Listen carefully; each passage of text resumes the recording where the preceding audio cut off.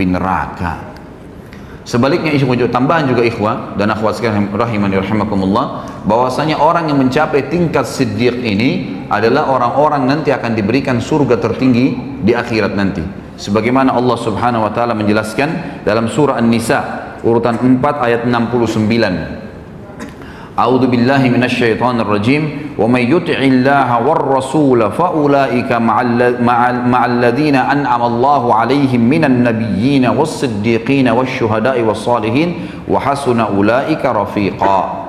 Yang kurang lebih artinya, barang siapa yang mentaati Allah dan Rasulnya, semua yang Allah katakan dibenarkan, diamalkan, dipastikan tidak ada yang benar kecuali itu, dan juga diperintahkan oleh Rasulnya Muhammad SAW dipastikan benar, dan dia bangga dengan penampilan Islamnya, dengan makanan Islamnya, minuman Islamnya, ekonomi Islamnya, dengan politik Islamnya, semua dibenarkan, maka mereka lah orang-orang yang mendapatkan nikmat. Allah berikan nikmat dan Allah gabungkan mereka bersama dengan para nabi-nabi.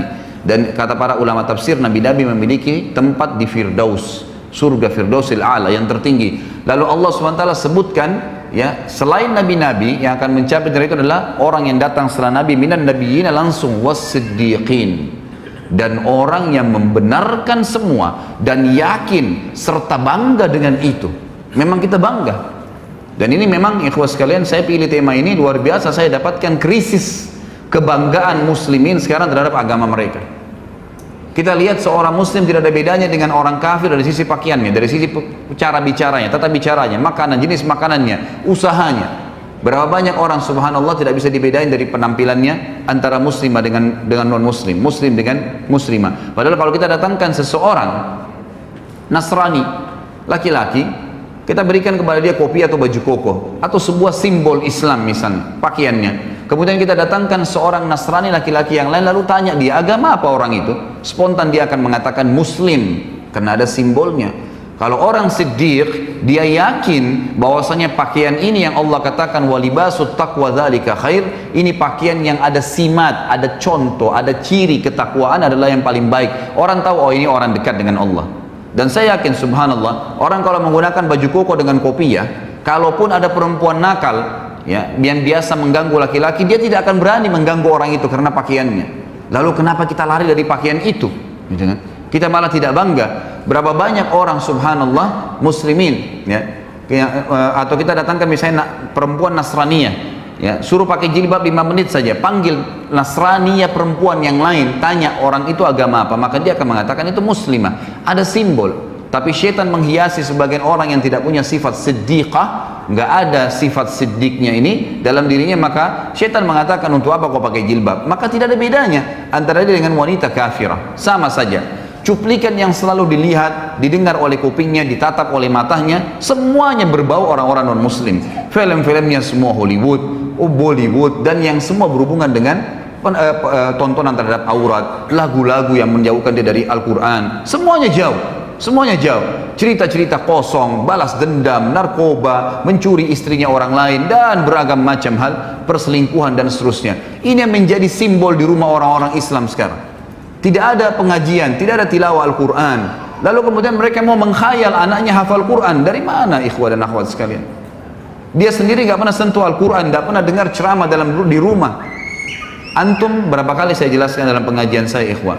Ini masih kronologis semua ya. Saya bilang, kalau saya pribadi, kadang-kadang sehari di Jakarta, saya bukan membanggakan diri, cuma berbagi ya. Pada saat saya punya pengajian 4 hari, 4 kali jadwal sehari. Dari pagi kadang-kadang sampai malam ikhwah.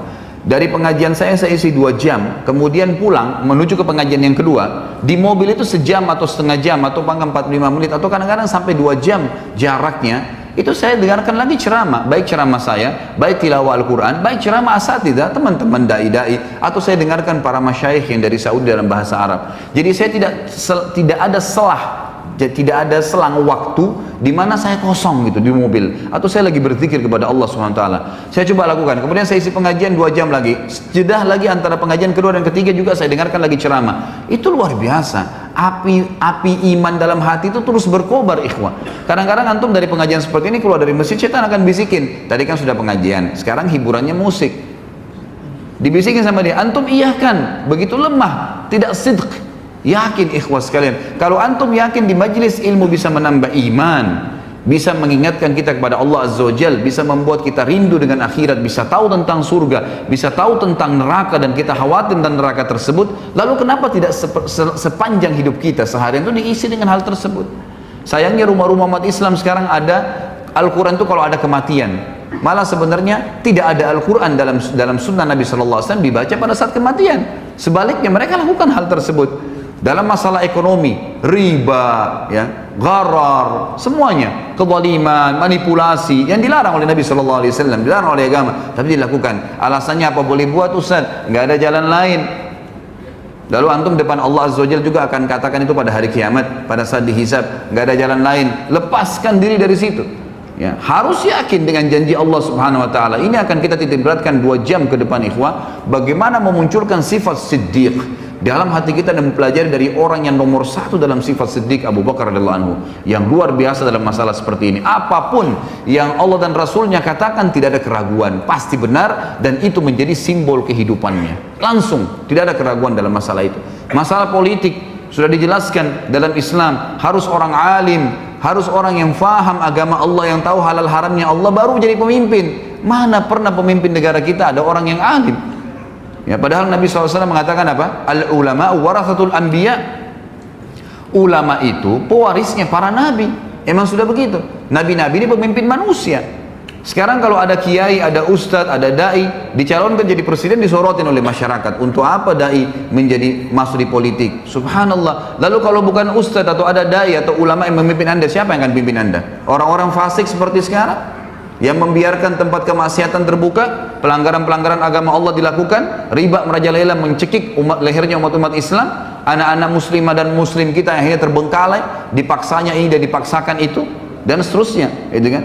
Maka ini keliru sekali. Bukankah Nabi SAW datang ke Madinah lalu menjadi pemimpin pada saat beliau datang dan beliau nobatkan diri menjadi raja sekalian Nabi di Madinah, karena beliau adalah seorang yang paling alim, tahu halal haramnya Allah? Bukankah Nabi SAW wasiatkan Abu Bakar radhiyallahu anhu pun gantinya setelah beliau adalah orang yang paling alimnya sahabat, paling tahu halal haramnya Allah? Bukankah Abu Bakar menulis wasiat pada saat mau meninggal mengatakan, aku meninggalkan wasiat yang manusia yang paling bertakwa sama Allah dan paling paham halal halalnya Allah adalah Umar bin Khattab? Bukankah Umar bin Khattab lalu menunjuk Uthman bin Affan? Bukankah Uthman dan masyarakat Madinah akhirnya menunjuk, ya, masyarakat Madinah menunjuk Ali setelah itu karena dianggap orang yang paling alim setelah Uthman, dan seterusnya.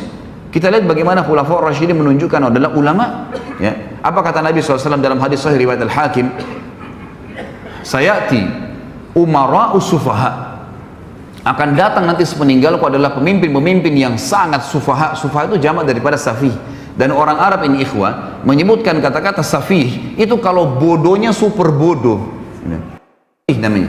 Kalau jahal itu artinya bodoh masih ada pinternya, tapi kalau safih itu artinya bodoh yang tidak ada di tahu apa-apa, orang yang tidak tahu, tidak ada informasi apapun dengan dia. Maka apa kata Nabi SAW? Akan datang pemimpin-pemimpin yang sufaha, yang bodohnya luar biasa. Kenapa Nabi SAW katakan bodoh? Beliau lanjutkan hadis yang mengatakan, umara'u la yahtaduna bihaddi wa la yastannuna bisunnati. Pemimpin-pemimpin yang tidak akan pernah mengambil petunjuk dariku, nggak mau nunjuk oleh Nabi Muhammad SAW, tidak mau tahu halal haramnya Nabi SAW. Nabi SAW ya seorang Nabi Muslim, ya sudahlah, saya juga Muslim, tapi nggak hubungannya dengan politik saya. Subhanallah. Ya. Lalu siapa yang anda jadikan patokan? Belanda, Inggris, negara-negara Barat, orang-orang kafir yang kufur kepada Allah Subhanahu Wa Taala. Lahirlah sistem demokrasi yang akhirnya siapa yang paling banyak suaranya, siapa yang paling kuat, ya, orang masanya, maka dia yang menang walaupun dia bodoh. Subhanallah khalik, gitu kan? Ini luar biasa karena kita jahilnya, kita tidak tahu tentang apa yang diajarkan Nabi SAW, dan kita tidak sidq, kita tidak mempercayai itu. Seakan-akan ragu, benar nggak Islam nih? Benar nggak Islam itu bisa ngatur politik? Padahal 1345 tahun kita memimpin dunia. Bagaimana anda masih ragu dengan masalah itu?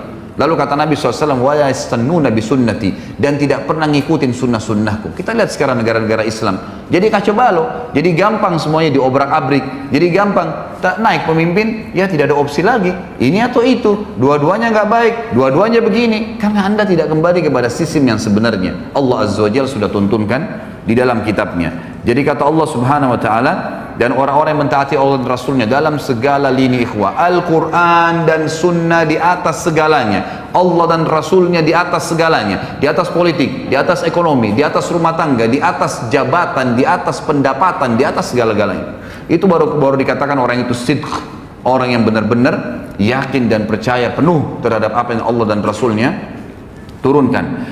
Barang siapa yang mentaati Allah dan Rasulnya, maka mereka lah yang akan bersama diberikan nikmat kepada nabi-nabi dan orang-orang yang siddiq, orang-orang yang terpercaya tadi, dan syuhada, orang yang mati syahid, wassalihin, dan orang-orang yang saleh, wa hasuna ulaika rafiqa, dan mereka lah sebaik-baik orang, ya, sebaik-baik orang.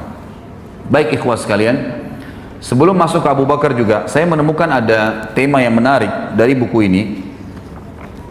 Sebelum jauh membahas masalah Abu Bakar radhiyallahu anhu, di sini ada disebutkan di buku ini. Nanti kalau anda memiliki buku ini atau antum memiliki buku ini, ada poin yang saya kemarin sempat terlintas membaca sepintas gitu. Lalu saya temukan memang ini poin yang tidak boleh luput dalam materi seperti sekarang kita ini. Ikhwah sekalian, demi Allah ikhwah, saya bersumpah di atas podium ini, kita ini umat yang terbaik, umat Islam, umat yang terbaik. Kita memiliki syariat yang paling sempurna dari Allah dan Rasulnya Muhammad SAW. Tidak boleh ragu dengan masalah itu. Kita tidak perlu agama lain. Kita tidak perlu dengan siapapun. Orang lain menjadikan umat Islam sebagai kiblat, iya. Tapi jangan kita yang berkiblat dengan mereka. Karena mereka berkiblat pada hal-hal yang melanggar dan kufur kepada Allah pencipta langit dan bumi. Sementara kita ini di bawah tuntunan pencipta langit dan bumi. Bagaimana bisa seorang muslim ragu? Dan ikhwah sekalian, kita akan bacakan dalil bagaimana umat Muhammad SAW adalah umat yang terbaik. Dan kita adalah umat memang yang mestinya memimpin dunia. Memang sudah begitu. Jadi tidak boleh ragu dengan masalah itu. Dengarkan ikhwah. Kata Allah subhanahu wa ta'ala di dalam Al-Quran, surah Al-Imran ayat 110. Kalau pegang buku ini bisa lihat halaman masih awal-awal ya, halaman 41. A'udzu billahi minasyaitonir rajim. Bismillahirrahmanirrahim. Kuntum khaira ummatin ukhrijat lin-nasi ta'muruna bil ma'rufi wa tanhauna 'anil munkari wa tu'minuna billah. Al-ayah. Kalian umat Islam, umat Muhammad SAW adalah sebaik-baik umat yang telah dilahirkan untuk siapa? Untuk manusia akhir zaman, untuk seluruh manusia dari zaman Adam alaihissalam sampai hari kiamat. Kalian adalah sebaik-baik umat, artinya kalian pemimpinnya, kalian yang harus jadi patokan, kalian harus jadi panduan, kalian yang menjadi contoh bagi orang lain. Dan kalian, sifat kalian adalah kalian selalu menyeru kepada yang ma'ruf. Apa yang Allah perintahin, selalu kalian bilang, gak bisa tuh karena Allah larang, bisa tuh karena Allah yang bolehkan. Selalu begitu. Rasulullah contohkan, Rasulullah gak contohkan. Itu sifatnya umat Islam. Menyeru kepada yang ma'ruf artinya yang Allah dan Rasulnya perintahkan. Wa tanhauna 'anil munkar, dan kalian melarang kemungkaran yang Allah dan Rasulnya larang. Hanya itu patokannya. Wa tu'minuna billah, dan kalian meyakini sepenuhnya tentang keberadaan Tuhan Allah subhanahu wa ta'ala. Kemudian juga disebutkan di dalam surah Al-Baqarah ayat 143. Kelebihan yang kedua umat Islam adalah kata Allah Subhanahu wa taala, a'udzubillahi minasyaitonir rajim, wa kadzalika ja'alnakum ummatan wasatan litakunu syuhada'a 'alan nasi wa yakuna ar-rasulu 'alaikum syahida. Dan demikian pula kami menjadikan kamu hai umat Islam umat pertengahan. Tidak ada sesuatu yang berat sekali, tidak ada juga yang ringan sekali, di tengah-tengah. Sementara umat sebelum kita punya hal-hal yang berat. Kalau antum belum tahu, umat Nabi Musa alaihissalam itu kalau mereka berbuat dosa besar, taubatnya bukan kayak kita. Taubatnya kalau kita ini tinggal sesalin, tinggalin, selesai, janji sama Allah tidak ulangin, diampuni dosanya. Kalau sama Nabi Musa, Pak, kalau ada umatnya mengeluh, wahai Musa, saya baru berzina, saya baru buat dosa besar, apa kata Musa alaihissalam dalam surah Al-Baqarah? Faqtulu anfusakum, bunuh diri kalian. Berat itu, buat dosa taubatnya bunuh diri. Zaman dulu umat Islam tidak seperti itu, nggak seberat itu, ringan, lebih ringan, tidak juga terlalu menggampang-gampangkan permasalahan. Lalu dikatakan agar kalian menjadi saksi atas perbuatan manusia dan agar Rasul Muhammad menjadi saksi atas perbuatan kalian. Di dalam hadis yang sahih diriwayatkan oleh Imam Bukhari dan juga dalam kitab tafsir, ada sebuah hadis yang mulia dari Abu Sa'id Al-Khudri radhiyallahu anhu bahwasanya Nabi SAW bersabda, ini yang pegang buku di halaman 43 ya, yud'a Nuhun yaumal qiyamah fayaqulu labbaika wa sa'daika ya rabbi fayaqulu hal ballagta ayyir risala fayaqulu na'am fayuqalu li ummatihi hal ballagakum fayaquluna ma atana min nadhir fayaqulu man yashhadu laka fayaqulu Muhammadun wa ummatuhu fayashhaduna annahu qad ballag wa yakunu ar-rasulu 'alaikum shahida fadzalika qawluhu jalla dhikruhu wa kadzalika ja'alnakum ummatan wasatan litakunu syuhada'a 'alan nasi wa yakuna ar-rasulu 'alaikum shahida. Pada hari kiamat nanti Nuh alaihissalam akan dipanggil oleh Allah, lalu dia menjawab, aku menjawab panggilanmu wahai Rabbku, aku penuhi panggilanmu. Allah bertanya, apakah engkau sudah menyampaikan risalah yang telah aku wajibkan terhadapmu? Nabi Nuh mengatakan, benar. Selama 950 tahun Nabi Nuh alaihissalam mendakwai kaumnya. Lalu umat Nabi Nuh ditanya oleh Allah, apakah Nuh sudah menyampaikan kepada kalian? Kata para ulama hadis, mereka sudah lihat neraka pada saat itu. Takut masuk neraka, apa jawaban mereka? Mereka menjawab, tidak ada seorang pun pembawa peringatan yang datang kepada kami. Artinya Nuh nggak benar nih, nggak pernah Nuh dampingin kepada kami. 950 tahun didakwai oleh Nabi Nuh alaihissalam. Allah bertanya kepada Nuh untuk menjelaskan posisi umat Muhammad SAW dan juga mendirikan hujjah, ya, agar umat Nabi Nuh tidak bisa lagi mengelak. Kata Allah SWT kepada Nuh, siapa yang menjadi saksi untukmu? Nuh menjawab, Muhammad dan umatnya.